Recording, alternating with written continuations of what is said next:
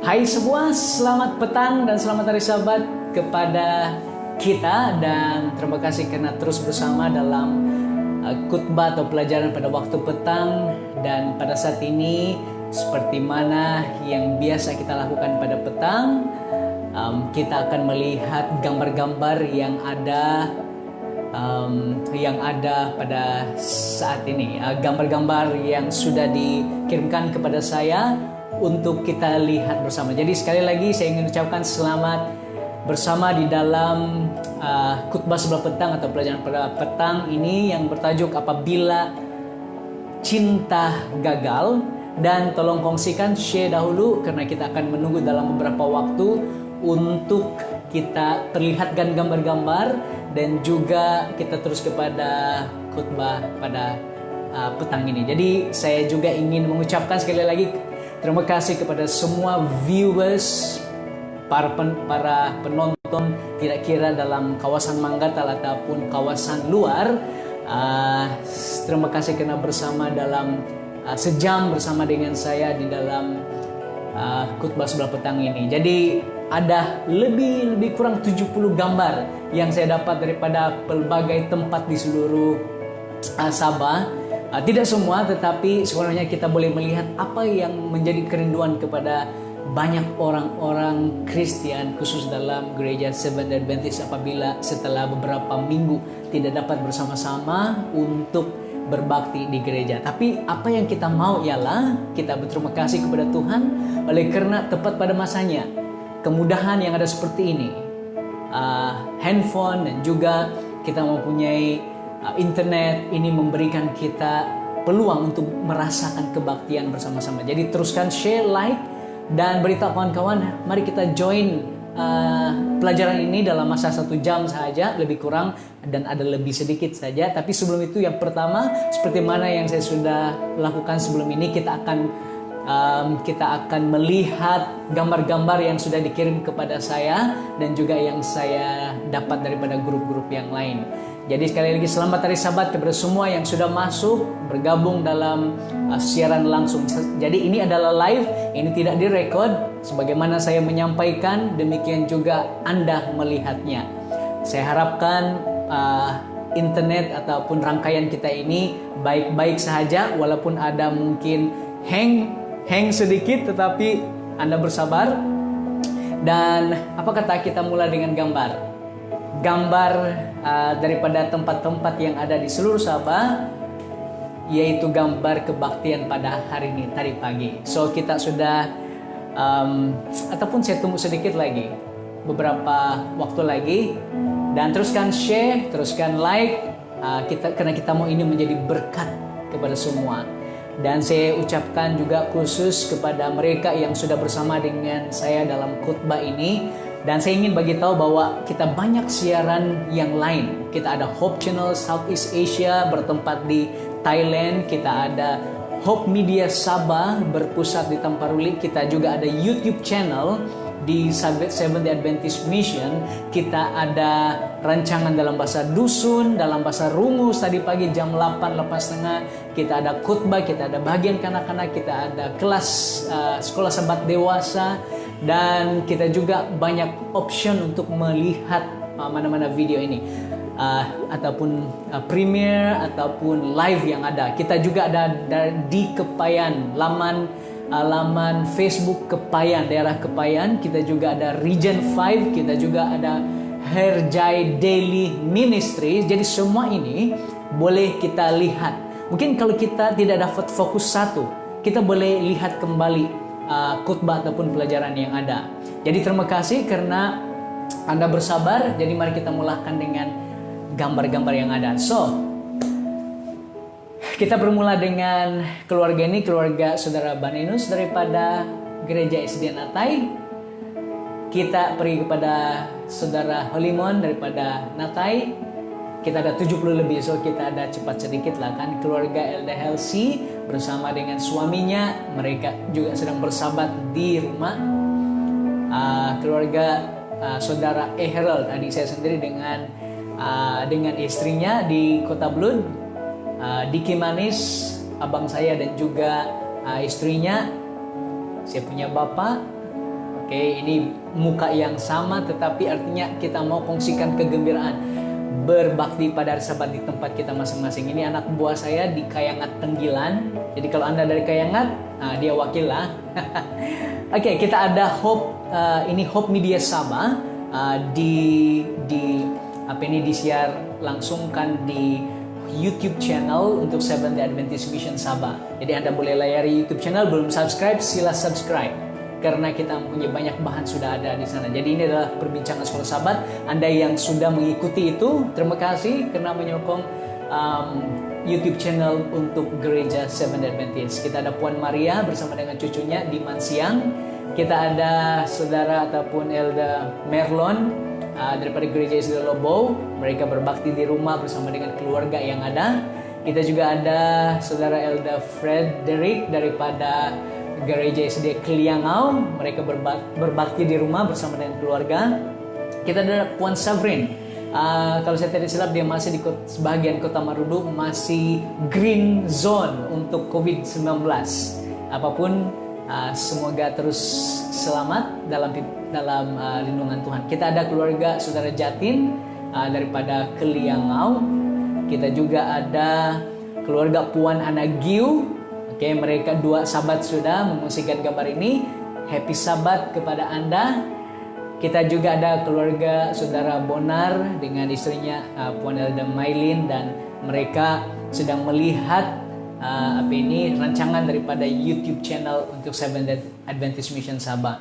Kita ada daripada kampung, ini cabang sekolah Sabat Baba di Telupin. Jadi kalau Anda belum pernah pergi ke tempat ini, jadi mereka kongsikan gambar ini jauh di green zone Sabah juga, di kawasan Telupin. Jadi mereka masih bebas COVID-19, puji Tuhan. Kita ada saudara keluarga Juliman daripada Padang Barampah Sipitang bersama dengan keluarga, saya pasti. Kita ada keluarga Puan Jamari. Kita ada juga keluarga saudari Diana dengan suaminya, dan mereka mempelajari Alkitab dan juga khususnya sekolah Sabat. Kita ada keluarga Puan ataupun saudari Evelyn Sibadogil daripada Padang Berampah Sipitang juga. Kita ada keluarga saudara Michael daripada SD Natai.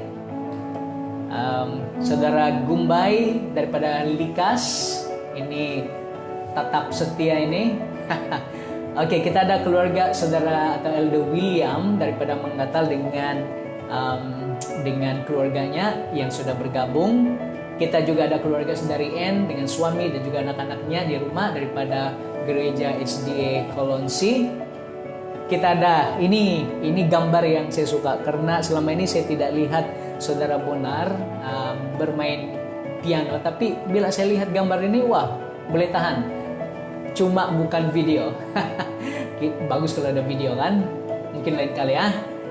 Kita ada keluarga saudara Gerard daripada Padang Barampah juga, Sipitang. Nampaknya mereka mau supaya mengungsikan kegembiraan mereka berbakti bersama dengan keluarga. Puji Tuhan dengan semua gambar ini. Keluarga saudara Sipil daripada Gereja SD Kliangau. Kita ada keluarga saudara Valdikson daripada Lobo.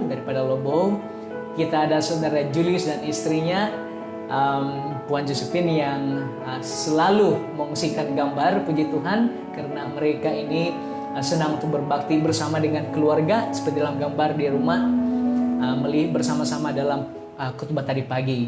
Kita ada keluarga saudara Junus bersama dengan keluarga, dan saya kira mungkin ini ibu mereka, Puan Nurisa dengan anaknya daripada Mansiang. Kita ada saudara Renol dan keluarga. Mereka juga tetap setia mengungsikan gambar setiap Sabat. Mereka berbakti, berpakaian yang seolah-olah mereka melihat bahwa kehadiran Tuhan dalam keluarga. Puji Tuhan. Kita ada keluarga Puan Jenny dengan anaknya. Kita ada keluarga saudara Jupili dan beberapa gabungan keluarga yang lain daripada Natai. Kita ada keluarga saudara Randy dan istrinya Farida, dan yang lalu pada minggu yang lalu hari Sabat, saudari Farida dia berpakaian dalam pakaian juru rawat, dan dia ini adalah frontliner kita. Terima kasih karena Anda berkhidmat untuk kami semua, untuk masyarakat. Dan sudah tentu Tuhan melindungi semua para frontliner kita. Kita juga ada saudara Bentley, dan ini mereka daripada Natai, tetapi mungkin sekarang berada di Tanggilan kalau saya tidak silap. Kalau silap maafkan ya. Kita ada keluarga saudara Jiolin, istrinya daripada Kampung Natai. Jadi ini ada mix sedikit lah, hybrid kan. Oke, jadi anak-anak pun pergi Natai, pergi Pinolobu. Kita ada keluarga saudara Edi daripada asal daripada, ini sepupu saya sendiri, keluarga daripada Kampung Lawat, Kota Belud. Puan Rosnani bersama dengan anaknya.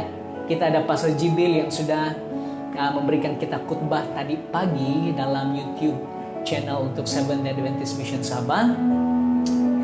Juga dalam bahasa dusun pada jam 11 pagi tadi daripada Pastor Wizi Lontuni, bahagian Rugading Kiulu. Kita ada Pastor Erwin Karau dengan keluarga melihat rancangan yang sudah disediakan oleh SD Mission kita. Kita ada ruangan untuk bahasa dusun jam 11 pagi tadi bersama dengan Pastor Hamid dan beberapa tim yang lain. Kita ada saudara Masmil Gabintal. Tidak begitu kelihatan saudara Masmil ada di sini.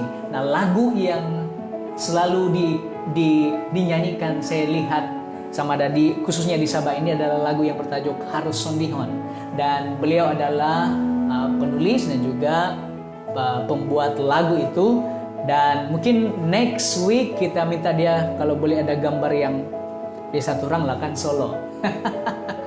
Jadi dengan talenta dan kurnia yang ada pada dia sudah memberikan satu lagu yang benar-benar menyentuh banyak jiwa di seluruh Sabah, dan bersama dengan istri, cucu dan juga menantunya. Puji Tuhan. Daripada Tabiu Telupin. Ini juga daripada Tabiu Telupin, keluarga besar Pinsin. Ada beberapa keluarga yang bergabung. Oke, ada 1, 2, 3, 4 keluarga bergabung karena mereka ini berdekatan satu dengan yang lain. Kita ada Dr. Rossi. Dr. Rossi, terima kasih karena mengikuti sejak dari mula PKP ini, khotbah-khotbah yang sudah ada, dan terima kasih karena mengungsikan juga Dr. Rossi dengan anak-anaknya. Dan kalau lihat di handphone mereka sedang kasih lihat saya punya muka juga di sana. Jadi puji Tuhan, terima kasih, semoga Anda diberkati. Kita juga ada Datu George Liu di rumah mereka melihat khotbah tadi pagi. Terima kasih karena terus berbakti di rumah dan tenang di rumah bersama dengan keluarga. Kita ada keluarga Puan Elis daripada Kolonsi. Kita ada keluarga saudara Johnny juga bagian Pulutan. Kita ada saudari Werlin, mereka ini mau makan sudah, dia send gambar makan. Lepas itu, dia send ini ikan. Tidak tahu ikan apa ini, tapi ikan sedap lah kita panggil dia. Makanan tadi tengah hari. Jadi kalau Anda ingin kongsi panjaram pun boleh juga lah minggu depan. Macam-macam jenis bentuk penjaram dan warna penjaram. Happy sahabat semua. Kita ada saudara Junus sekali lagi dengan anaknya. Dan kalau kamu lihat ini di YouTube channel, Anda boleh pergi kepada Seventh Day Adventist Mission YouTube channel untuk Sabah, di mana mereka memberikan ucapan terima kasih kepada semua frontliners khususnya yang ada di Malaysia karena sedang berkhidmat untuk masyarakat, untuk mengekang ataupun melayani berkhidmat mereka yang sudah sakit khususnya, dan juga essentials ataupun important essentials yang lain. So ini saudara Junus dengan anaknya mengatakan terima kasih frontliners. Kita ada adik Nel Gloria daripada Tinuhan. Saya kurang pasti dengan siapa dia, tetapi yang dia ini itulah dia. Oke, Nel Gloria, terima kasih karena mengirimkan gambar ini. Mereka juga selalu mengikuti khotbah dan pelajaran yang ada. So kita ada Sasha dan juga suaminya sekarang berada di Johor Semenanjung. Moga mereka juga dilindungi daripada wabak yang ada sekarang. Kita ada keluarga saudara Vitalis, keluarga daripada gereja SDA Lobo. Anak-anaknya sumandak-sumandak ini dan ada baby. Oke, puji Tuhan, kebahagiaan yang sudah dia beri. Dan juga kita ada saudara Wilson daripada gereja SD Tabiu Telupin zon hijau. Jadi kita berdoa supaya zon hijau ini selalu akan dikekalkan. Kita ada saudari Janet dan saya lihat ada Keke Jeffrey daripada kampung Tenggiling, ya Tenggiling bagian Keliangau. Mereka juga bersama-sama dalam kebaktian pada pagi tadi. Dan kita ada daripada jauh di Pinolobu, Kota Belud, Saudara Risin dan keluarga. Kita ada Saudara Lazarus. Kita juga ada Puan Aini dengan keluarga ataupun dengan anak-anaknya. Kita ada Saudara Daimin yang berada di sulapnya sambil bermain gitar dan belajar sekolah Sabat. Oke, kita ada keluarga Saudara Jalni Pinolobu, Kampung Pinolobu dengan anak-anaknya. Kita ada Puan Erika daripada juga Pinolobu. Kita ada keluarga Saudara Lokin Gorotom daripada Manggaris Laut, daerah Kependetan Mantanau. Kita ada keluarga Puan Jarina daripada Pengapuyan Baru, Marak Parak, Kota Marudu. Dan selesai. Jadi terima kasih karena bersama dalam melihat bagaimana sahabat-sahabat kita juga senang untuk mengungsikan gambar-gambar daripada tidak seluruh daripada pelusuk Sabat, tetapi at least kita boleh melihat bagaimana mereka berbakti dan mengungsikan kebahagiaan mereka pada Sabat ini. Jadi mari kita teruskan kepada apa yang ingin kita pelajari pada petang ini, yaitu apabila cinta gagal. Mari kita berdoa. Tuhan di surga, terima kasih karena Engkau memberikan kami keceriaan. Bagaimana kami melihat teman-teman yang lain senang untuk berbakti di tempat masing-masing. Bapa, kami tidak pernah berhenti untuk menyembah Engkau, dan kami tidak terhalang untuk menyembah Engkau karena keluarga kami adalah gereja kecil. Namun pada saat ini kami ingin bergabung, dan biarlah sementara kami melihat khotbah ini, pelajaran ini, dan melihat cerita-cerita yang ada, dan melihat penerapan yang ada, biarlah Engkau menuntun pikiran kami supaya ke arah Yesus Kristus. Terima kasih Bapa, Engkau sudah bersama dengan kami berdoa padamu Yesus Kristus. Amin. Apabila cinta gagal. Saya melihat jadi saya ingin kongsikan apa yang saya dapati daripada idea-idea orang yang mereka letak di bahagian di Google khususnya. Jadi mereka upload ini satu daripada quote Pixel, mereka kata love fails only when we fail to love. Jadi kasih gagal hanya apabila kita gagal untuk mengasihi. Jadi bolehkah cinta itu gagal? Pikirkan. Ada satu lagi yang menarik bagi saya. I hope you understand. Sebab ini bila saya type when love fails, so dia katakan I hope you understand my heart, cause it hurts when love fails. So jadi apabila kita katakan cinta itu gagal, apakah dia mengasihi, dia menyakiti kita? Jadi apakah, coba pikirkan, ini hanya pembuka minda kita. Di bagian sana dikata some action scream help. Some action scream help, not hurt. Jadi dalam sudut di sana dikatakan bahwa beberapa tindakan berteriak untuk meminta pertolongan, bukan kesakitan. Jadi kadang-kala apabila ada orang yang berteriak, mungkin reaksi dia tidak baik ataupun tiba-tiba di luar jangkaan, kemungkinan tindakannya yang berteriak ataupun di luar jangkaan itu mungkin adalah petanda kepada dia perlu pertolongan, bukan karena kesakitan.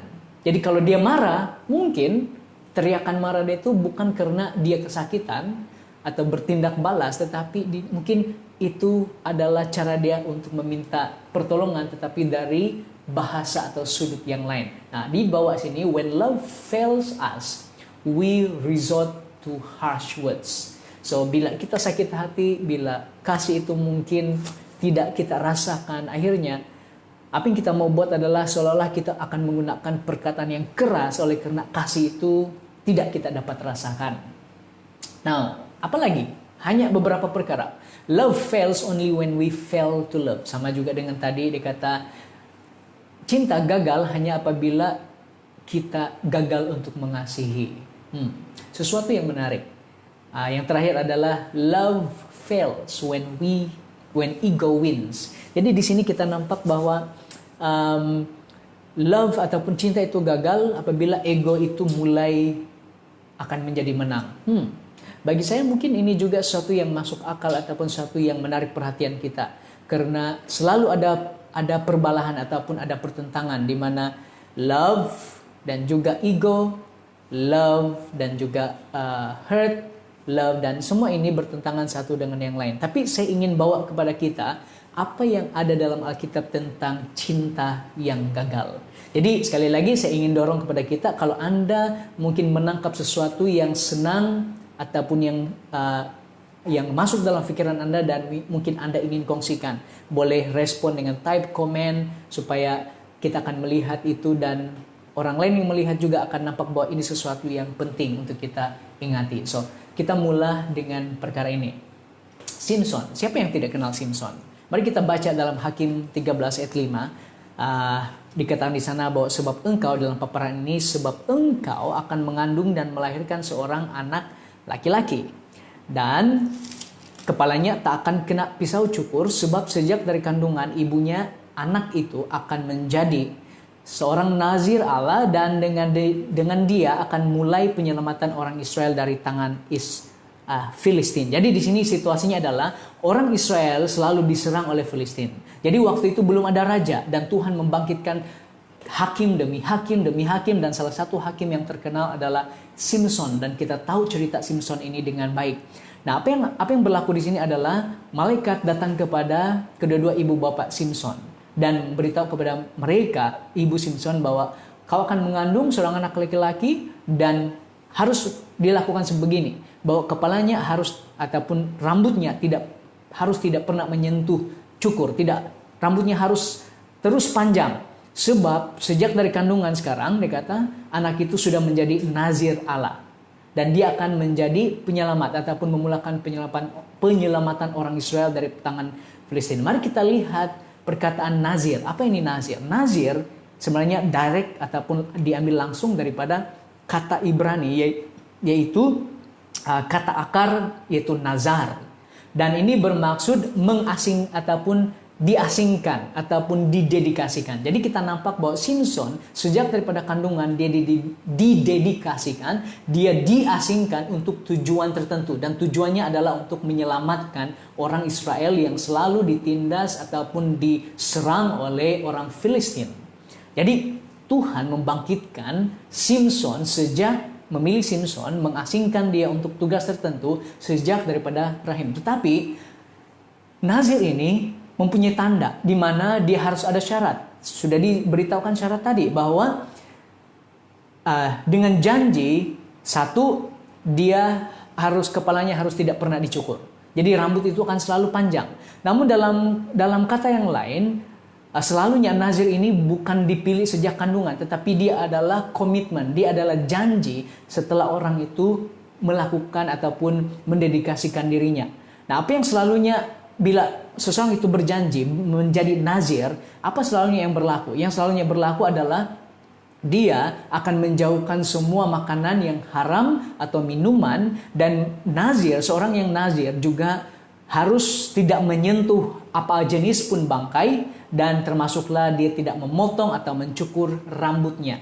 Jadi inilah perjanjian nazir yang dia dan juga Tuhan. Dan selalunya nazir dilakukan secara sukarela dan bukan lantikan seperti mana yang Simson ada. Jadi Simson ini case dia ini berbeza. Dia terkecuali daripada nazir yang ada kebiasaannya. Karena Simson sejak daripada kandungan Tuhan sudah mengatakan kepada dia bahwa dia adalah nazir. Tuhan sudah mengasingkan dia untuk menjadi hakim kepada bangsa Israel. Jadi apa sebenarnya misi nazir Tuhan? Khusus untuk Simson. Misinya adalah untuk menyelamatkan dan juga untuk membebaskan orang Filistin. Jadi misi dia misi hidup Simson adalah sebagai seorang nazir. Dia harus bekerja menyelamatkan dan juga membebaskan orang Israel daripada serangan ataupun daripada cengkaman tawanan Filistin. Jadi kedua-dua ini adalah tugas kepada seorang nazir, khususnya kepada Simson. Jadi sekarang kelahiran Simson, perempuan itu akhirnya melahirkan anak laki-laki yang bernama Simson, diberi nama Simson. anak itu menjadi besar dan Tuhan memberkati dia. Jadi lihat, sejak daripada kecil Tuhan memperhatikan perkembangan kehidupan Simson. Karena Tuhan sudah menentukan dia sudah menjadi nazir sejak daripada rahim lagi. Tapi apa yang menarik di sini ialah perkataan Simson itu sendiri. Di mana Simson dalam perkataan Ibrani adalah Simshoni. Dan Simshoni adalah bermaksud menjadi terang atau cahaya atau sebelah timur. Dan bila kita melihat terang, matahari, timur, cahaya matahari, semua ini termasuk di dalam perkataan Simsoni, penggunaan kata Simsoni, nama Simson sendiri. Dan ini membawa kita kepada bayangan tentang dari mana arah datangnya keselamatan. Jadi kalau Simsoni ini bermaksud dari mana arah datangnya keselamatan, karena bayangan tentang terang melawan gelap, timur, dari mana Yesus, ataupun kita lihat dalam Alkitab kedatangan Yesus itu dari sebelah timur, dan cahaya matahari yang melawan kegelapan. Kita nampak ini adalah konsep kepada keselamatan, datangnya keselamatan. Jadi apabila kita melihat ini, Tuhan memberikan ataupun kepada orang Israel Simson yang menjadi tanda kepada keselamatan bangsa Israel lepas daripada orang-orang Filistin. Namun dalam kehidupan Simson, dia mempunyai cinta. Dan ini adalah cinta pertama. Kita tidak bahaskan semua. Dia sudah besar dan cukup mengetahui apa arti cinta. Dan pada waktu Hakim-Hakim 14 mencatatkan bahwa dia pergi ke Timna. Dan dia bersama dengan kawan-kawan dia di sana. Dan akhirnya dia melihat seorang gadis Filistin.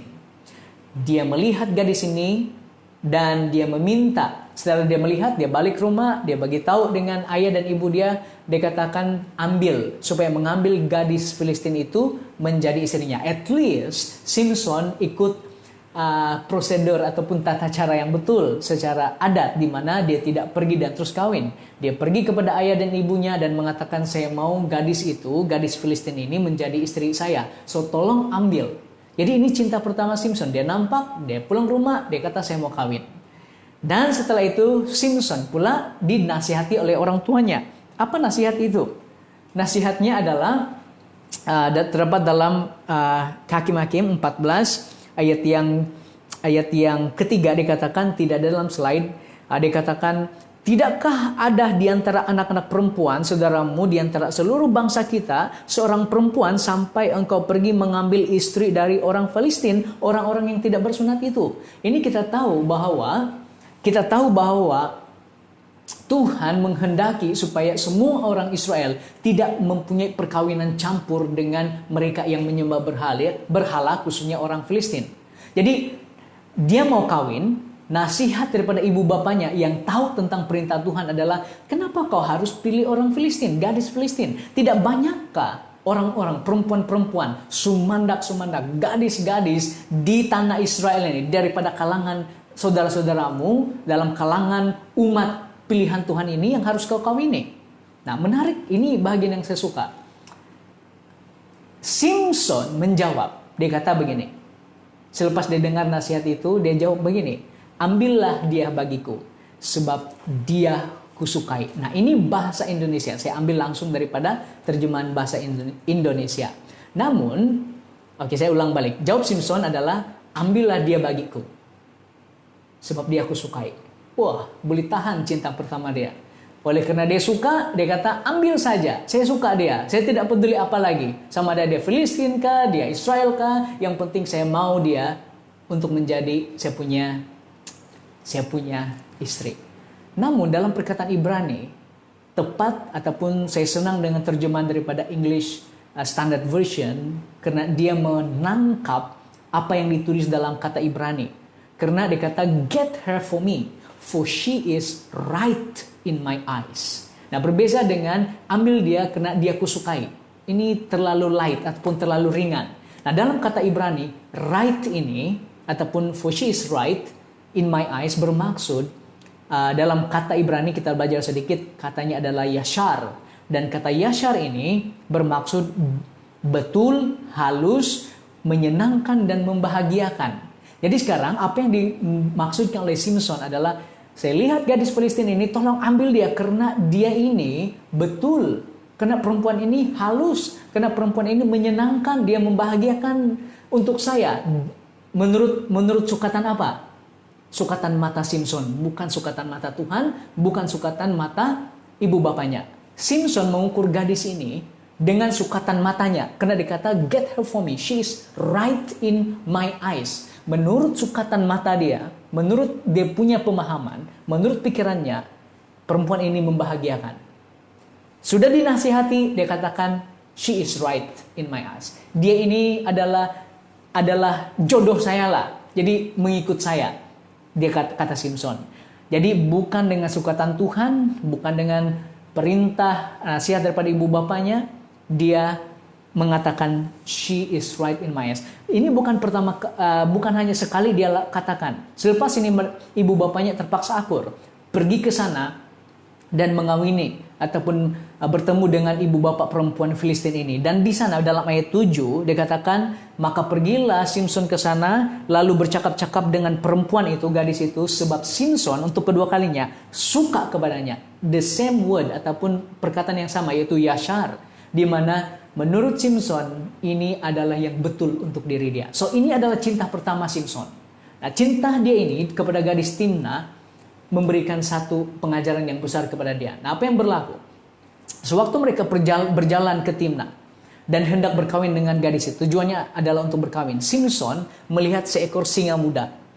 Dan roh Tuhan datang kepada dia dan dia menjadi kuat karena dia nazir, dia mempunyai kekuatan yang luar biasa dan dia membelah. Dalam Alkitab mengatakan dia mencabik dalam bahasa Indonesia, tetapi dalam kata Ibrani dia kata dia membelah dua singa muda ini dengan tangan yang kosong. Nah, dia muda bukan sebab dia anak singa yang kecil, tetapi dia muda dengan tubuh yang sudah cukup besar, yang sudah cukup matang, tetapi tidak tua. Artinya tenaga singa ini masih lagi kuat. Jadi untuk menunjukkan ataupun menyatakan bahwa betapa Tuhan menguasai Simson dengan kekuatannya, maka dia membunuh singa ini bukan dengan apa-apa, tetapi dengan tangan kosong, dan dia membelah dua. Macam mana mau belah dua seekor binatang, apalagi singa, dengan kekuatan manusia yang biasa?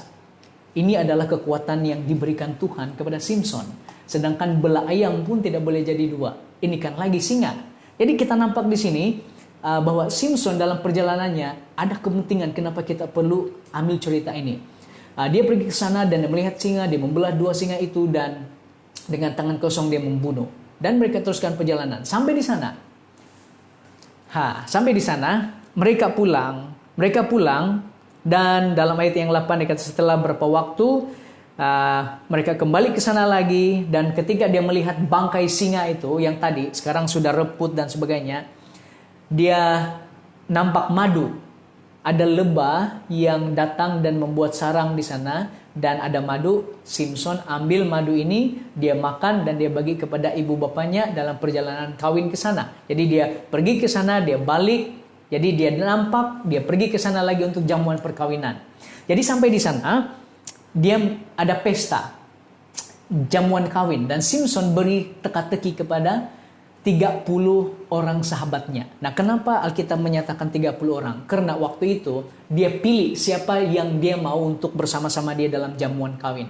Jadi dia sengaja pilih orang-orang muda yang lain yang sebaya mungkin dengan dia, dan mereka ada jamuan bukan 1, 2, 3 hari tetapi 7 hari. 7 hari jamuan. Dan di sana dia berdiri dan katakan, saya ada satu teka-teki, dan teka-tekinya itu adalah seperti mana yang terdapat di dalam Hakim-Hakim 14. Dan teka-tekinya seperti ini. Dari yang makan keluar makanan, dari yang kuat keluar manisan. Jadi dari yang makan keluar makanan, dari yang kuat keluar manisan. Nah, perjanjian mereka adalah kalau 30 sahabatnya ini tidak dapat menjawab dalam masa 7 hari, dan kalau habis 7 hari sudah 30 sahabatnya ini harus memberikan dia jubah ataupun pakaian yang baru. Jadi ini mereka punya mereka punya perjanjian. 30 pakaian dalam, bahagian dalam, dan 30 pakaian kebesaran. Dan ini sudah mahal untuk mereka.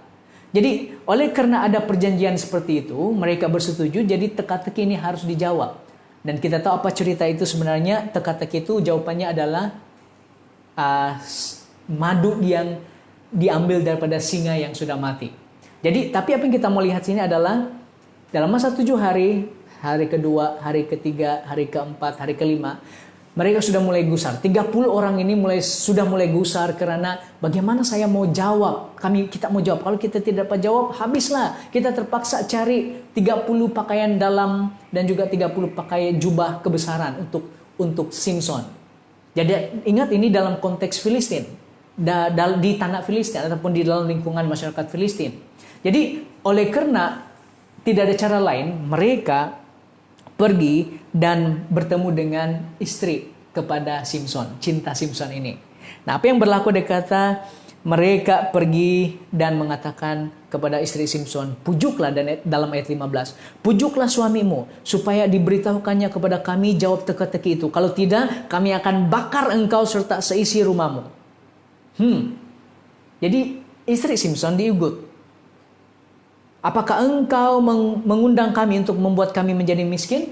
Jadi mereka akan tahu kalau mereka tidak dapat jawab persoalan teka-teki Simson, mereka akan jatuh miskin karena ini mahal, pakaian mahal. So, mereka membujuk istri Simson dengan mengatakan, kau harus pujuk Simson. Kau harus pujuk dia. Kalau tidak tahu teka-teki itu, sekarang kami akan bunuh kau sendiri dan bunuh semua kau punya keluarga. Nah, oleh karena inilah istrinya itu datang kepada Simson dan menangis kepada Simson. Di sampingnya selama 7 hari mereka mengadakan perjamuan. Pada hari ke-7 akhirnya Simson, karena perempuan ini merengek-rengek, kata Alkitab, merengek-rengek. Tidak tahu macam mana itu merengek-rengek. Tapi dia kata merengek-rengek kepadanya, membujuk habis-habisan. Maka dia beritahukanlah jawaban teka-teki itu kepada istrinya, dan istrinya memberitahukanlah jawaban itu kepada Simson. Nah, apa yang berlaku di sini? Sebelum 7 hari berakhir, akhirnya mereka beritahu, kami tahu. Nah, mereka beritahu jawaban itu, dan Simson sangat marah. Dia apa yang dia lakukan adalah dia pergi dan membunuh 30 orang dan mencuri mereka punya jubah, dan dia berikan ini kepada 30 sahabatnya. Dia pulang ke rumah bapaknya. Tapi oleh karena dia sayang dengan dia punya istri, dia balik lagi. Tapi bila dia balik lagi, istrinya ini sudah dimiliki oleh orang lain, sudah dikawinkan dengan orang Filistin yang lain. Nah, tambah dia marah, dia cari anjing hutan, dan di sanalah dia membakar banyak ladang. Jadi setiap anjing hutan itu dia ikat ekor dan dia bakar dengan obor dan dilepaskan di gandum-gandum yang sedang masak. Jadi demikianlah Simson melihat bahwa cintanya kepada gadis Timna ini gagal. Mari kita lihat. Cinta Simson gagal. Dia mencintai menurut apa yang sesuai di matanya. Cinta Simson gagal mendengar nasihat ibu bapaknya. Cinta Simson gagal menuruti perintah Tuhan. Lihat apa yang sudah berlaku kepada Simson. Dia mencintai, tetapi dia ada kegagalan dalam cintanya. Dia cinta karena apa yang sesuai di matanya. Dia cinta lalu dia gagal mendengar apa yang ibu bapaknya nasihati. Dia cinta dan dia gagal menuruti apa yang Tuhan sudah berikan kepada Israel. Cinta Simson gagal. Mari kita lihat apa yang dikatakan dan konflik dan encourage. Dia kata secara fisikal fisikal, Simpson adalah seorang yang terkuat di bumi. Tapi dalam pengawalan diri, integriti, ketegasan, dia adalah antara lelaki yang paling lemah. Banyak yang silap karena dengan menganggap keinginan yang kuat adalah untuk watak yang kuat. Jadi banyak menyangka bahwa keinginan kuat ini adalah untuk seorang yang kuat. Tetapi yang benar adalah dia yang dikuasai oleh keinginannya adalah orang yang lemah. Jadi kalau kita dikuasai oleh keinginan kita, kalau Simpson dikuasai oleh karena matanya kata, she is right in my eyes, maka dia adalah orang yang paling lemah. Kehebatan sebenar seseorang lelaki diukur dengan kuasa mengendalikan perasaan, bukan oleh perasaan yang mengawalnya. Jadi cinta Simpson begitu kuat kepada gadis di Timna sehingga dia tidak dapat mengawal perasaan ini. Sehingga dia katakan, she is right in my eyes. Tapi dia tidak kisah sama ada apakah perempuan itu benar di mata ibu bapaknya, apakah perempuan itu benar di mata Tuhan. Dia tidak serik dengan apa yang sudah berlaku. Kita tidak perpanjangkan cerita Simpson dan Delilah.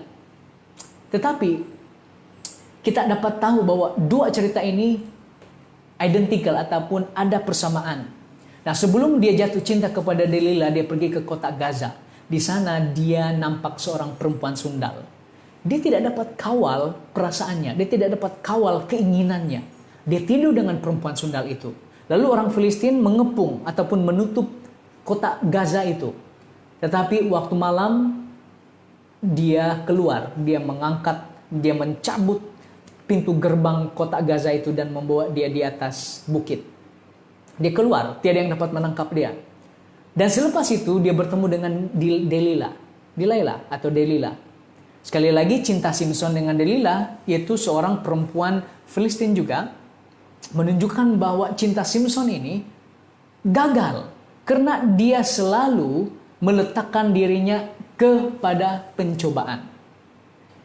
Dan apa yang berlaku di sini adalah bila raja-raja Filistin tahu bahwa Simpson bercinta dengan Delilah, raja-raja Filistin ini berpakat. Karena mereka tahu mereka tidak akan dapat tumpaskan Simpson yang kuat, yang adalah nazir Tuhan, yang akan dikuasai oleh Tuhan dan dapat membunuh banyak orang dalam sekelip mata dengan kuasa yang luar biasa. Lalu mereka datang kepada Delilah dan mengatakan, Delilah, kami akan berikan engkau 1.100 keping perak. Tapi kau harus mencari rahasia kekuatan Simpson. Lalu dengan hal yang sama, dari hari ke hari, nah saya lihat sini dalam Hakim 16 ayat 16. Oleh karena ada perbincangan seperti ini, dia merengek, dia datang kepada Simpson seperti gadis Timna tadi, menanya apa rahasia kekuatannya. Lalu Simpson dia bermain-main. Dia kata, pertama, kalau kau ambil 7 tali yang baru, yang belum lagi kering, yang sudah dipintal, kau ikat saya akan lemah. Jadi gadis ini ataupun perempuan ini buat dengan 7 tali busur yang baru dan diikat, dan dia pura-pura berteriak, oh orang Filistin datang. Senang saja dia putuskan. Bob. Dia jadi kuat. Dan menangis lagi nih perempuan, bagaimana kau tidak cinta saya, kau tipu saya, bagi tahulah apa kekuatan. Kalau kau cinta saya, dia merengek. Dia mau mencari rahasia kekuatan Simpson. Dan Simpson pun kata, oke. Beginilah, kau ambil tali yang baru yang belum pernah kena pakai, kau ikat saya. Dia buat, dan selepas itu dia teriak, orang Filistin datang, cepat. Dia senang saja, putuskan. Menangis lagi si Delilah ini. Tidak tahu macam mana dia menangis atau merengek ataupun mengatakan, kau ini kata cinta, tapi kau permainkan aku dan membohongi aku. Bagaimana ini? Dan untuk ketiga kalinya Simpson, dia tahu Simpson ini buat lawak kah, dia sengaja kah, ataupun tidak tahu apa tujuan dia untuk mengatakan seperti ini. Jadi dia kata, sekarang kau akan menenun 7 rambut jalinku ini dan kau akan mengikatnya dengan patok ataupun dengan pemacak kemah ini. Jadi diikat. Lalu sama juga apabila dia berteriak, dia masih lagi senang saja. Dia putuskan ataupun dia tidak jadi lemah. Dalam ayat yang ke-16, saya ingin baca dalam sini ayat ke-15. Perempuan itu berkata kepadanya, bagaimana mungkin kau cinta kepadaku, sedangkan hatimu tidak tertuju kepadaku? 3 kali kau sudah permainkan aku dan tidak mau menceritakan kepadaku tentang kekuatan demikian besar. Lalu ayat 16, saya suka ini untuk katakan, perempuan itu berhari-hari merengek-rengek kepadanya dan terus mendesak-desak dia. Ia tidak dapat lagi menahan hati sehingga ia mau mati rasanya. Lihat bagaimana perkataan yang sama, merengek-rengek. Gadis Timna merengek-rengek ingin mengetahui jawaban teka-teki. Gadis Dilaila, dia merengek berhari-hari untuk meminta rahasia kekuatan Simson. Sebagaimana Simson jatuh pada pencobaan yang pertama, di mana dia akhirnya menyatakan rahasia jawaban teka-teki itu. Untuk kali yang kedua, dia jatuh. Dan sekarang dia beritahu apa rahasia kekuatannya. Dan apa rahasia kekuatan itu? Rahasia kekuatan itu adalah mencukur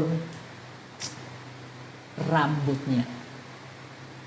Ya, dalam ayat 20, saya ingin baca ini dalam ayat 20. Dia sudah diikat. Rambutnya sudah dicukur. Karena Dilaila pujuk Simson untuk tidur di pangkuannya, mungkin di pahanya. Dan selepas itu, dia cukur semua rambut Simson. Dan kekuatan Simson lenyap. Dia ikat dan dia kata, Simson, orang Filistin datang. Dia bangun, tapi dia tidak ada kekuatan. Kenapa? Ayat ke-20 mengatakan, Tuhan telah meninggalkan dia.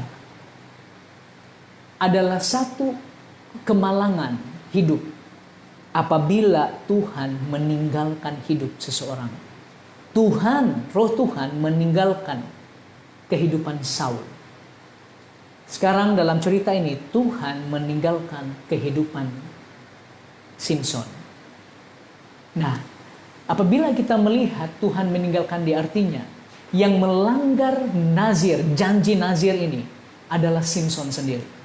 Dan apabila dia melanggar, Tuhan ataupun Tuhan juga tidak lagi boleh bertahan dengan janji ini sebab sudah dilanggar, sudah tidak dipatuhi, dan kekuatan Simson lenyap.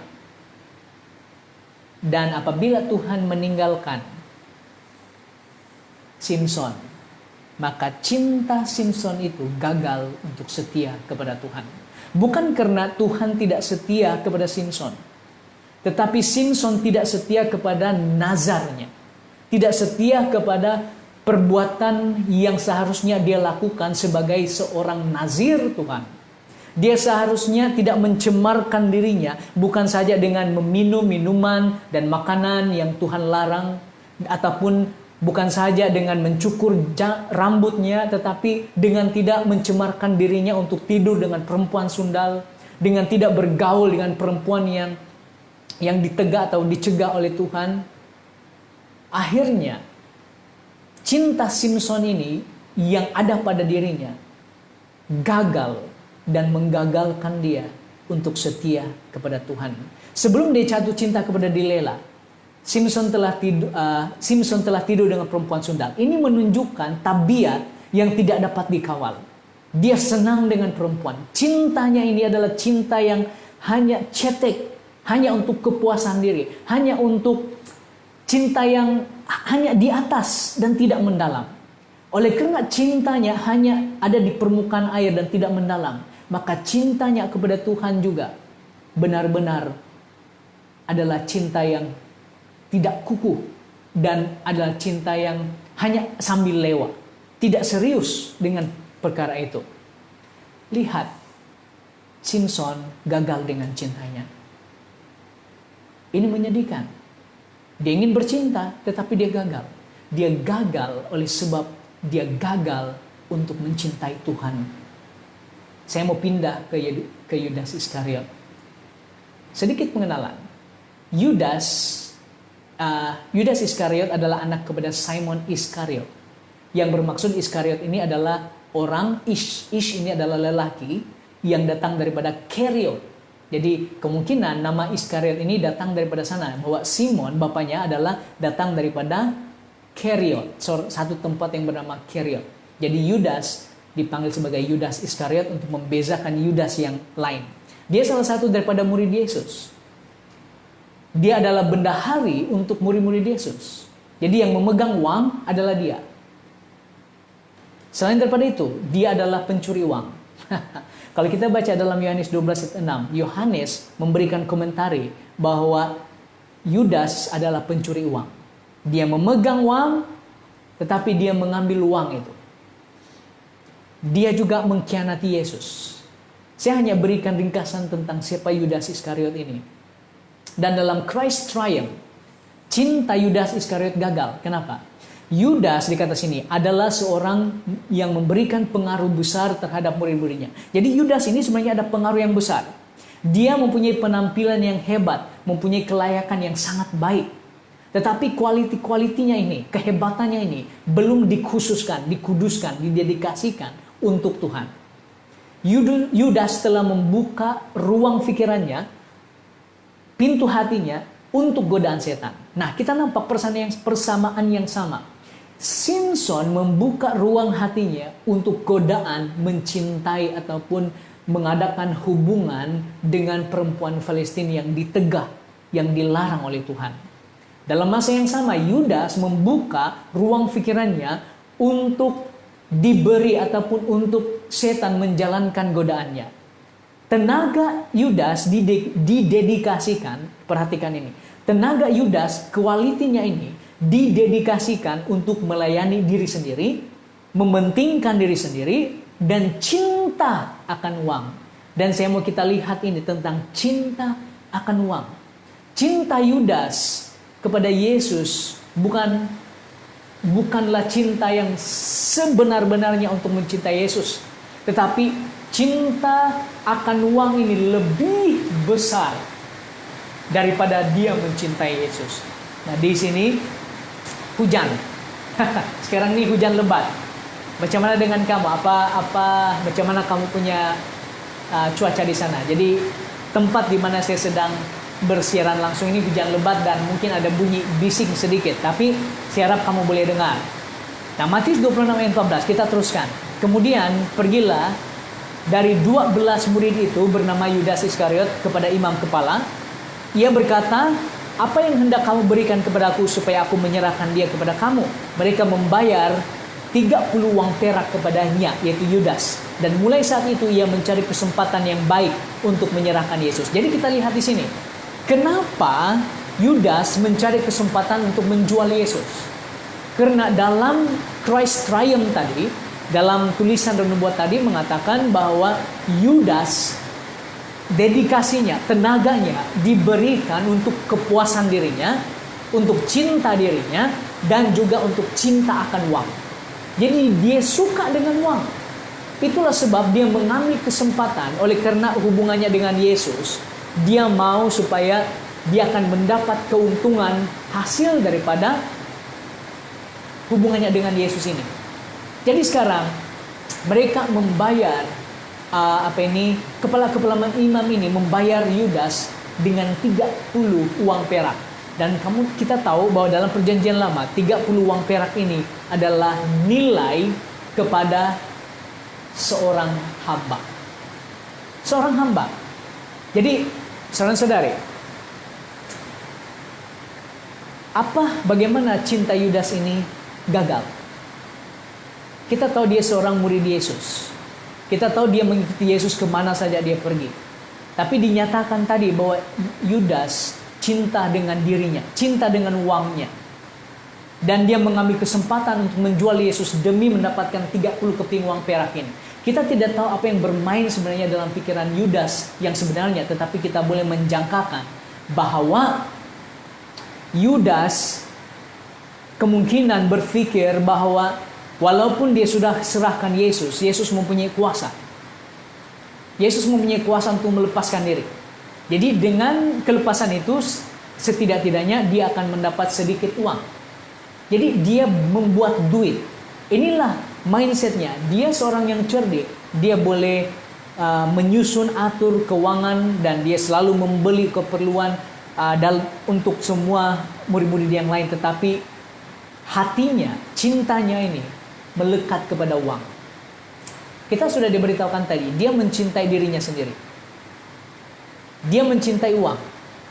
Cinta Yudas gagal mendengar teguran Yudas, mendengar Yesus Kristus. Cinta Yudas gagal mendengar teguran Yesus Kristus. Cinta Yudas gagal menerapkan segala pengajaran Yesus.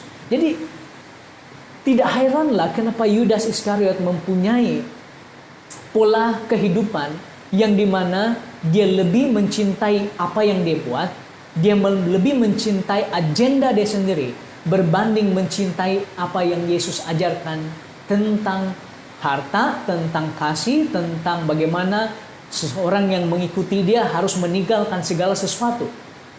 Bahkan Yudas sebenarnya volunteer untuk mengikuti Yesus.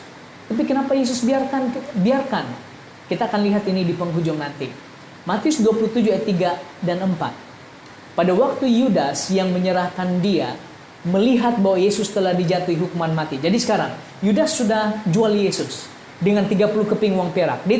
Hatinya tiada perasaan apa-apa bagaimana Yesus akan diperlakukan nanti. Dia tidak ada idea apa yang berlaku seterusnya. Tapi Yudas yang penting dia dapat 30 uang perak ini. Nah sekarang dia melihat Yesus sudah diserahkan, dijatuhi hukuman mati, dan menyesallah Yudas. Lalu dia mengembalikan uang yang 30 perak itu kepada imam kepala dan tua-tua. Jadi dia buang. Dan dia katakan, aku telah berdosa kena menyerahkan darah orang yang tak bersalah. Tetapi jawab mereka, apa urusan kami dengan itu? Itu urusanmu sendiri. Jadi sekarang penyesalan. Kita nampak di sini bahwa Yudas menyesal. Ya benar dia menyesal. Dan juga dia kata, aku berdosa. Namun sebenarnya apa yang berlaku adalah Yudas tidak menyesal atas dosa dia. Dia menyesal oleh sebab apa yang dia lihat di depan matanya. Dia tidak menyesal apa yang dia sudah buat. Dia menyesal bahwa dia tidak sangka yang begini yang akan berlaku, yaitu Yesus telah dijatuhkan hukuman mati. Dia tidak menyesal yang apa yang dia sudah buat, yaitu menjual Yesus. Dia menyesal bahwa ini yang berlaku. Jadi kita boleh bezakan itu. Dia menyesal ke atas kesengsaraan yang sudah berlaku di depan matanya untuk Yesus. Nah, bagaimana kita tahu ini? Karena kita perlu melihat daripada kata Yunani atau kata Greek yang digunakan dalam ayat ini mengenai menyesal, bertaubat, dan juga menyesal karena hanya akibat apa yang sudah berlaku, akibat atau kesengsaraan yang sudah berlaku. Nah, untuk penggunaan di mana Yohanes Pembaptis dalam Matius 3 mengatakan, bertobatlah karena kerajaan sudah dekat, kerajaan surga sudah dekat. Panggilan ini dalam kata Greek atau kata Yunani dia gunakan adalah metaneo. Metanoeo. Jadi Yohanes Pembaptis menggunakan kata pertobatan ini metanoeo untuk panggilan pertobatan yang dalam, secara dalaman. Tetapi Matius dalam perkataan menyesal ini menggunakan perkataan yang lain walaupun serupa, yaitu metamelomai. Dan metamelomai ini bermaksud to change one's judgment on past point of conduct. Maksudnya adalah dia mengubah pertimbangannya tentang apa yang sudah dia lakukan. Karena apa yang sudah dia lakukan. Bermaksud perubahan ini bukan karena perbuatan dia, tetapi oleh karena apa yang dia sudah buat dan apa yang sudah berlaku itu yang akibat yang berlaku itu yang membuatkan dia menukar pikiran. Kalau itu tidak berlaku, dia tidak akan tukar pikiran. Jadi kalau Yesus tidak dihukum mati, tidak disalibkan dan semuanya, dia tidak akan ubah pikirannya. Tetapi oleh karena itu yang berlaku, Yesus mati, dihukum mati, maka dia menukar pikirannya. Jadi ini bukan pertobatan yang sungguh-sungguh. Di mana Yudas menukar pikirannya hanya karena Yesus ditangkap dan dihukum mati. Dia tidak menyesal bertobat oleh karena apa yang dia sudah lakukan. Dia menyesal karena ini yang berlaku. Jadi saya harap itu boleh itu boleh dimengerti. Nah, saya akan kongsikan satu lagi tentang dia kata, aku telah berdosa karena menyerahkan darah orang yang tak bersalah. Ya, dia mengaku dia berdosa, tetapi pengakuan dosanya ini hanya disebabkan bukan karena dia merasa dirinya ini adalah orang berdosa, tetapi perasaan bersalah. Di mana perasaan bersalah ini adalah mengenai bagaimana dia akan dihukum dengan penghakiman yang ada. Jadi dia merasa bersalah karena satu hari nanti dia akan tahu akibatnya ini. Jadi itulah kenapa dikatakan aku sudah berdosa. Jadi kita nampak pertobatan ini bukanlah yang mendalam, tetapi pertobatan ini adalah pertobatan yang sangat cetek, yang hanya menunjukkan bahwa Yudas tidak menyesal tentang apa yang sudah dia buat, tetapi dia menyesal apa yang sedang berlaku kepada Yesus Kristus. Jadi dia mengembalikan uang itu supaya Yesus dapat dilepaskan, tetapi Yesus tidak dilepaskan. Saudara-saudari, itu cinta Yudas yang gagal. Cinta Simson gagal, cinta Yudas gagal, dan yang terakhir ini adalah cinta Salomo. Siapa Salomo? Kita lihat. Salomo, adapun Raja Salomo mencintai banyak perempuan asing. Di samping anak Firaun, ia mencintai perempuan Moab, Amon, Edom, Sidon, dan Het. Padahal tentang bangsa-bangsa itu Tuhan telah berfirman kepada orang Israel, janganlah kamu bergaul dengan mereka, dan mereka pun jangan bergaul dengan kamu, sebab sesungguhnya mereka akan mencondongkan hatimu kepada Allah-Allah mereka. Namun, hati Salomo telah terpaut kepada mereka dengan apa? Dengan cinta. Menarik ayat ini, karena Salomo dimulahkan dengan akhirnya dalam kehidupan dia mencintai banyak perempuan asing. Maksud perempuan asing sini adalah bukan dalam kalangan perempuan Israel. Dia mencintai perempuan-perempuan yang adalah penyembah berhala. Dan Tuhan sudah bagi amaran sejak daripada zaman hakim-hakim dan sebelum mereka masuk ke tanah Kanaan, jangan kamu berkawin, jangan kamu bergaul dengan mereka. Tetapi apa yang dikatakan bahwa di sini adalah Simson terpaut kepada mereka dengan cinta. Cinta Salomo. Nah, Salomo adalah anak lelaki Daud yang dikandung ataupun dilahirkan oleh Bathsheba. Jadi kita tahu bahwa Bathsheba juga diambil oleh Daud sebagai istrinya, dan ada case lain untuk itu. Nama diberi, ini yang perlu kita ketahui juga. Nama diberi oleh Nabi Nathan. Apabila Salomo dilahirkan, Nathan datang kepada Salomo waktu dia masih bayi dan diberi satu nama. Jadi mulai hari ini kita mesti tahu nama Salomo yang satu lagi, yang Tuhan yang bagi, yaitu Yedideya dalam Ibrani, yang bermaksud dikasihi oleh Tuhan. Nama ini sangat-sangat baik, sangat-sangat indah. Karena Salomo dikasihi oleh Tuhan. Salomo juga pernah ditanya oleh Tuhan, apa yang kau mau?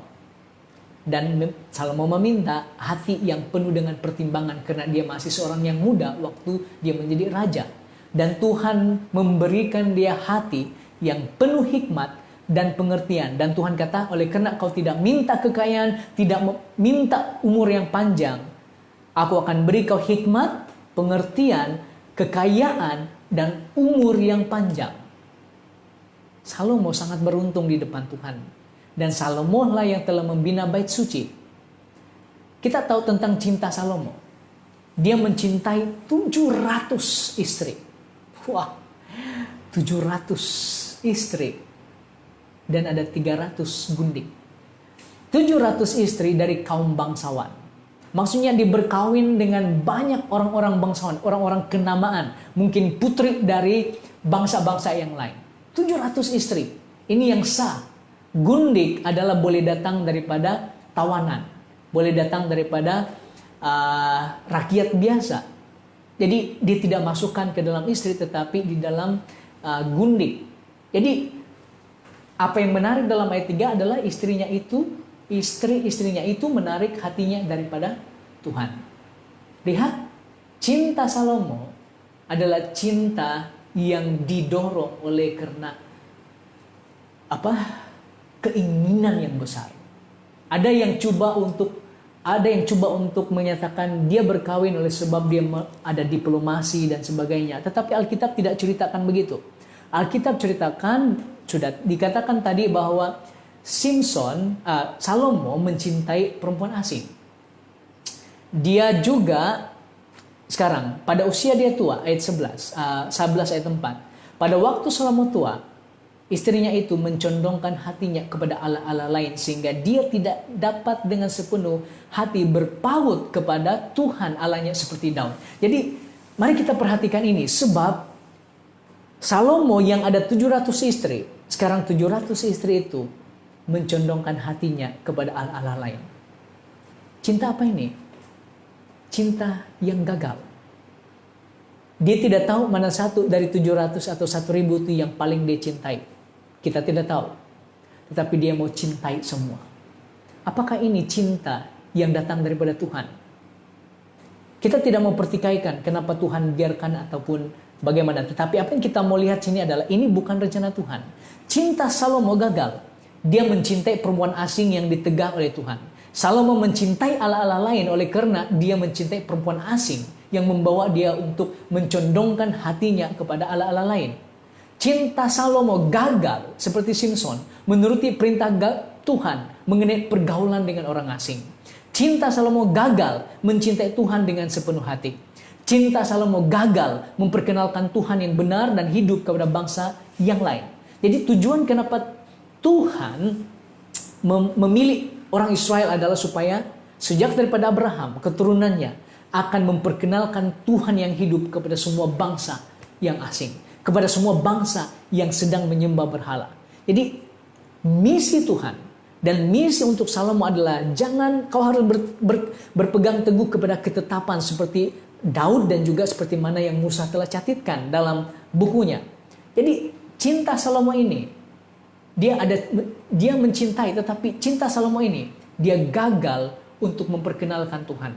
Saudara dan saudari, untuk kita, adakah cinta yang ada pada kita telah membuat kita gagal? Kita mencintai, tapi pikirkan tentang Salomo, cinta pada lelaki atau cinta pada wanita, cinta pada keinginan diri sendiri, pilihan sendiri seperti Samson, cinta pada diri sendiri dan agenda sendiri seperti Yudas Iskariot, cinta pada uang, kekayaan, Yudas, cinta pada Allah lain karena mencintai orang yang dapat mencuri hatinya daripada Tuhan, yaitu Salomo. Apakah cinta yang ada pada kita ini akan membuat kita gagal? Mungkin pertanyaan yang serius lagi adalah, adakah cinta kita yang gagal membuatkan cinta Tuhan juga turut gagal? Jadi saya mau masuk ke bagian yang terakhir, bagian kedua ini, yaitu kepada Simson, kepada Yudas, dan kepada Salomo. Mereka semua gagal mencintai Tuhan. Tapi apakah cinta Tuhan gagal? Ya, jawaban singkat adalah ya. Tuhan tidak gagal dengan cintanya. Tetapi di mana dalam Alkitab yang menyatakan, atau tulisan nubuat yang menyatakan bahwa cinta Tuhan tidak gagal? Kita tahu Simson di penghujung kehidupannya, matanya menjadi buta, dia sudah dicukur rambut, dia ditangkap, dia ditertawakan di depan Dagon, dewa orang Filistin. Mereka mengadakan satu pesta yang besar-besaran dan mereka mengejek-ejek Simson yang dibawa di tengah-tengah perjamuan itu, mengejek-ejek Tuhan orang Israel. Simson sadar dan dia berdoa kepada Tuhan, "Ya Tuhan Allah, ingatlah kiranya kepadaku dan buatlah aku kuat sekali ini saja, ya Allah, supaya dengan satu pembalasan juga aku balaskan kedua mataku itu kepada orang Filistin." Nah, di sini Simson akhirnya sadar bahwa apa yang dia buat selama ini adalah kegagalan. Cintanya adalah gagal. Dia cinta kepada Timna, dia cinta kepada perempuan di Gaza, dia cinta kepada Delila, gagal. Nah, pertanyaan saya tadi adalah, apakah cinta Anda, cinta kita ini membuatkan kita gagal? Kedua adalah, apakah kegagalan cinta kita ini akan menggagalkan cinta Tuhan kepada kita?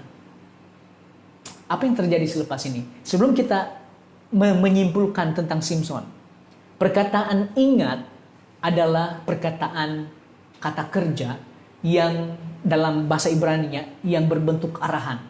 Jadi dia tidak berdoa, berseru, tetapi dia meminta dengan arahan kepada Tuhan. Tuhan, remember me. Ingat, dalam katanya adalah zakar. Yang sama dengan kata yang digunakan dalam Keluaran 20 ayat 8 mengenai ingatlah dan kuduskanlah hari Sabat. Ingat dalam 20 ayat 8 adalah sama dengan ingat di sini. Jadi ini menunjukkan satu arahan. Dia mau supaya Tuhan, dia arahkan kepada Tuhan. Tuhan, ingat aku. Dan ini adalah kerinduan yang amat mendalam. Karena selepas matanya dicungkil, tidak ada lagi yang memesongkan dia daripada cinta kepada Tuhan. Cinta mata kepada perempuan asing oleh Simson menyebabkan dia terpesong daripada Tuhan. Saudara-saudari, jangan tunggu sampai mata kita membuatkan cinta kepada dunia akan berhenti. Kalau mata kita ini dicungkil baru kita berhenti. Tapi belajar daripada Simson. Apabila Tuhan mendengar perkataan Simson ini, rambutnya sudah mulai tumbuh sedikit dan Tuhan mengingat dia dan dia memberikan kekuatan kepada Simson dan dia merobohkan bangunan itu dan dia membunuh lebih banyak berbanding sewaktu dia hidup. Cinta Tuhan kepada Simson tidak berubah. Dia sudah gagal beberapa kali, tapi cinta Tuhan kepada Simson tidak berubah. Yudas Iskariot bagaimana? Courage in conflict. Penebus tidak mau kehilangan satu nyawa, satu jiwa. Pengalamannya dengan Yudas dicatat untuk menunjukkan kesabarannya yang panjang terhadap sifat manusia yang menentang. Dan dia meminta kita menanggungnya dan sebagaimana yang ditanggungnya. Jadi di sini, Yesus tidak mau satu pun orang hilang, termasuk Yudas. Pengalamannya dengan Yudas dicatat supaya kita faham bahwa kesabaran yang panjang kepada sifat manusia yang gagal dalam cinta sekali-kali tidak akan menggagalkan cinta Yesus sama ada kepada Yudas ataupun kepada kita semua. Satu lagi tentang Yudas. Yudas mempunyai peluang yang sama dengan murid-murid yang lain. Dia mendengar pelajaran yang sama, berharga yang sama. Tetapi masalahnya adalah dia tidak praktikkan kebenaran yang dia dengar. Dia tidak praktikkan, dia tidak terapkan yang dikehendaki Yesus. Dia bertentangan dan dengan keinginan dan tujuan Yudas. Jadi apa yang Yesus coba berikan kepada dia selalu bertentangan dengan keinginan Yudas. Oleh itu dia tidak boleh mengasihi Yesus dengan sesungguhnya. Dia hanya mengasihi uang yang ada pada sakunya. Dan dia tidak menyerahkan pikirannya untuk menerima hikmat dari surga. Jadi ini penting. Karena Yudas mengikuti Yesus selama 3 tahun lebih. Mengikuti dia, melihat dia membuat mujizat bersama-sama dengan dia. Kita lihat di sini. Tetapi dia tidak pernah mencintai Yesus. Gagal. Apakah Yesus gagal kepada Yudas? Tidak.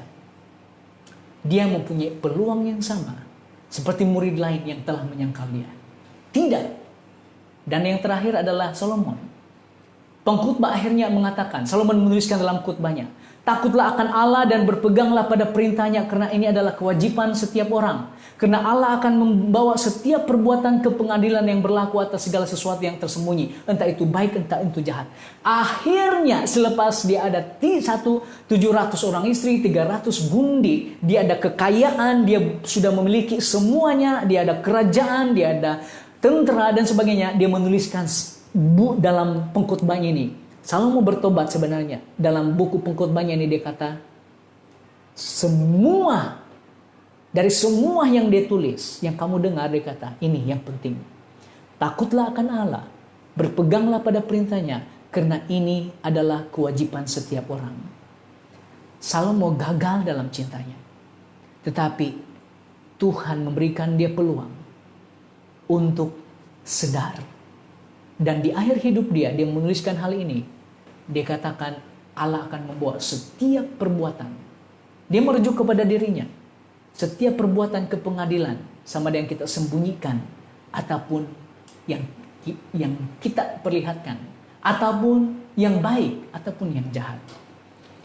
Ketika Salomo mendengar kecaman yang mengerikan ini, dia terbangun dari mimpi. Kebodohannya menimpa dirinya dengan cahaya yang sebenar. Dengan pengalaman pahitnya sendiri, dia telah belajar kekosongan kehidupan yang mencari dunia sebagai perkara tertinggi. Jadi kita nampak di sini, sebenarnya Tuhan mendatangkan banyak musuh kepada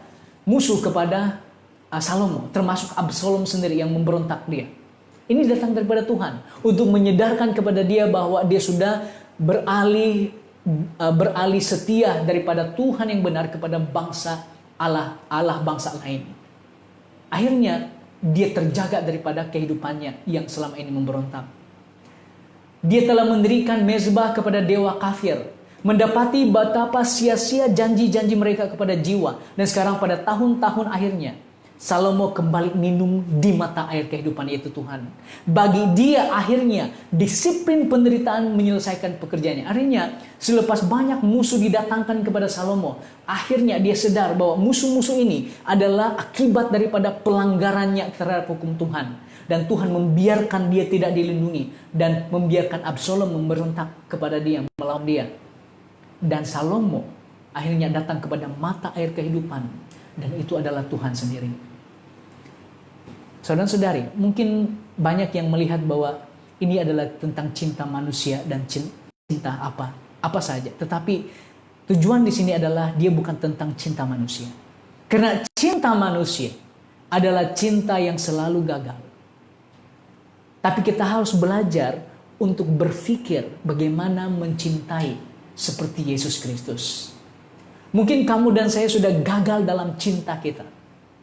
Sama ada kita mengasihi diri kita, mengasihi uang kita, mengasihi pekerjaan kita lebih daripada Yesus, mengasihi apa yang kita buat lebih daripada semua, ataupun kita salah mengasihi, atau ada tabiat buruk yang kita sudah lakukan dan kita mau bertobat. Apapun itu saudara-saudari, Paulus mengatakan, siapa yang akan memisahkan kita dari kasih Yesus?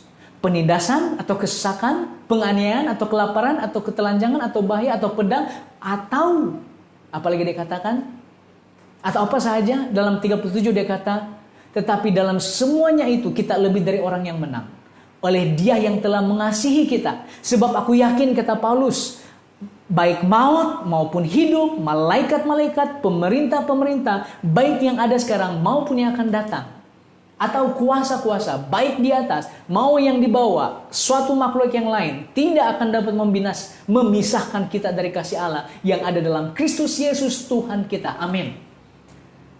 Inilah inti kita, bahwa macam mana gagal pun kita untuk mencintai, kita harus ingat tidak ada yang dapat memisahkan kita daripada kasih Yesus. Simpson gagal, Yudas gagal, Salomo gagal, tetapi Tuhan tidak pernah gagal untuk mengasihi orang-orang yang datang kepada Dia. Kita sudah gagal di masa yang lalu, tetapi selalulah ingat, tidak ada yang memisahkan kita dari kasih Yesus. Tuhan mengambil manusia sebagai adanya. Ini kesimpulan. Dan melatih mereka untuk melayaninya. Jika mereka akan berdisiplin dan belajar tentang Dia, mereka tidak dipilih karena mereka sempurna, tetapi terlepas dari ketidaksempurnaan mereka, bahwa melalui pengetahuan dan praktik kebenaran dan melalui rahmat Kristus, mereka dapat berubah menjadi gambarnya. Dipendekkan, Simpson, Yudas, dan Salomo dipilih bukan oleh sebab mereka ini sempurna, tetapi mereka dipilih karena apa? Dia kata Tuhan mengambil manusia sebagaimana mereka ini ada. Dan Tuhan melatih mereka untuk berdisiplin dan belajar dari Yesus. Mereka tidak sempurna. Mereka dipilih bukan sebab mereka hebat, kesempurnaan. Kamu dan saya tidak dipilih untuk menjadi umat Tuhan, untuk menjadi anak Tuhan karena kita sempurna. Tetapi kita dipilih, kita diambil supaya kita boleh belajar daripada Yesus Kristus. Melalui apa? mempraktikkan kebenaran perintah Yesus, menerima kasih anugerah Yesus yang mengatakan tidak ada yang memisahkan kasih Yesus daripada kita, dan kita akan menjadi sempurna kepada gambarnya. Kenapa kita tidak dapat dipisahkan dari kasih Tuhan? Yeremia menuliskan, kata Tuhan kepada Yeremia, aku mengasihi engkau dengan kasih yang kekal. Apa? Aku mengasihi engkau dengan kasih yang kekal. Sebab itu aku lanjutkan kasih setiaku kepadamu. Kita mengasihi dengan kasih yang apa? Cinta kita ini selalu gagal. Itu kelemahan manusia.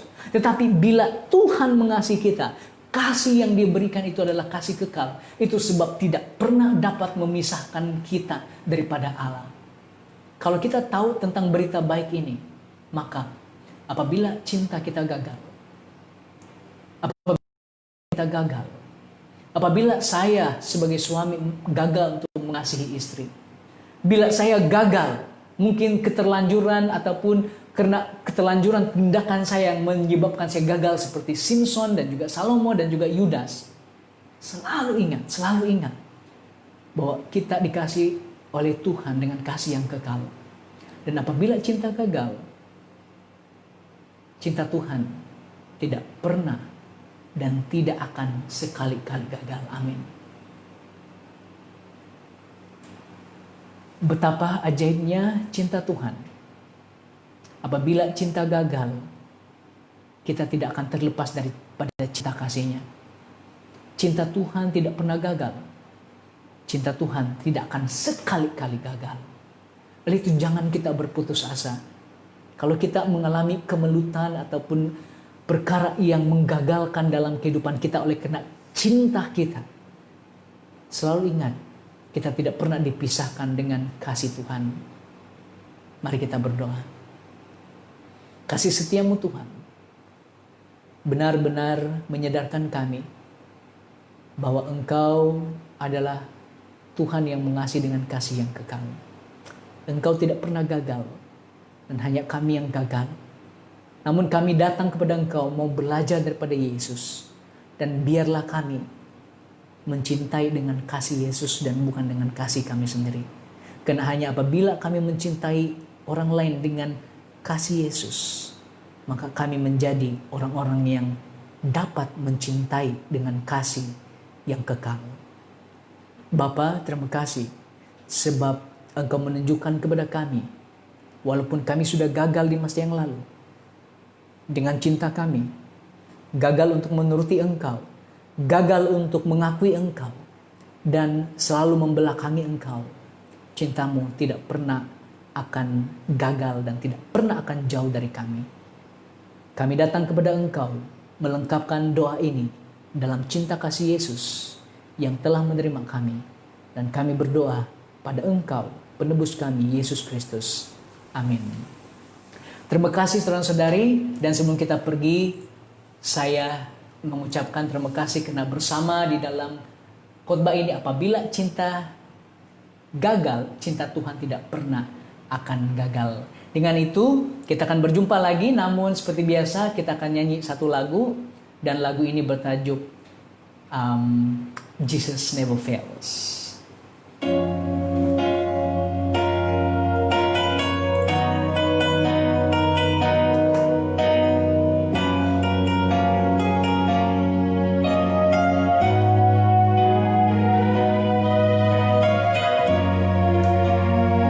Yesus tidak pernah gagal untuk kita. So many souls have tested Him throughout the course of time. So many still reach out to Him with broken hearts and minds, and every one of them will say, with no exception, that they find that Jesus never fails. Even in the days of old, He brought His people through, and then He came to show His love when He died for me and you. Then He rose again to prove that every story has that Jesus never fails. Jesus never fails. Jesus never fails. You might as well get thee behind me, Satan. You cannot prevail because Jesus never fails.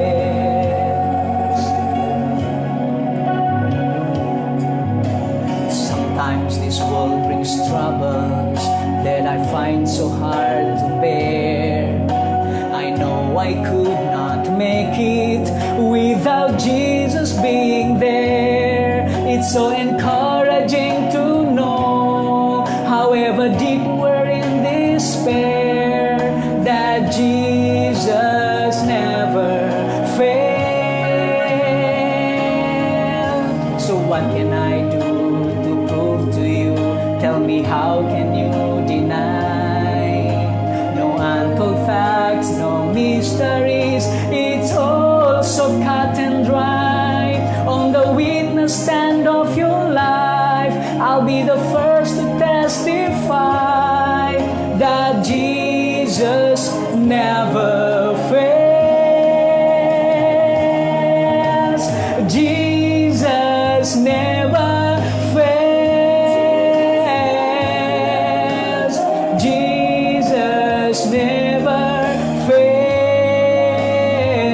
You might as well get thee behind me, Satan. You cannot prevail because Jesus never fails.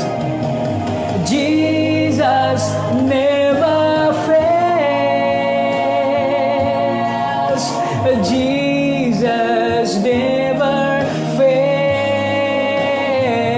You might as well get thee behind me, Satan. You cannot prevail because Jesus never fails.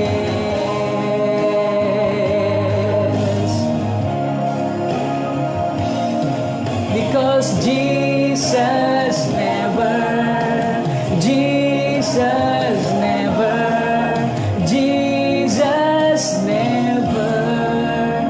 fails.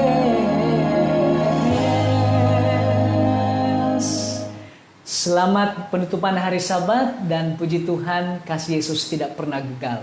Jumpa lagi, Tuhan memberkati. Amin.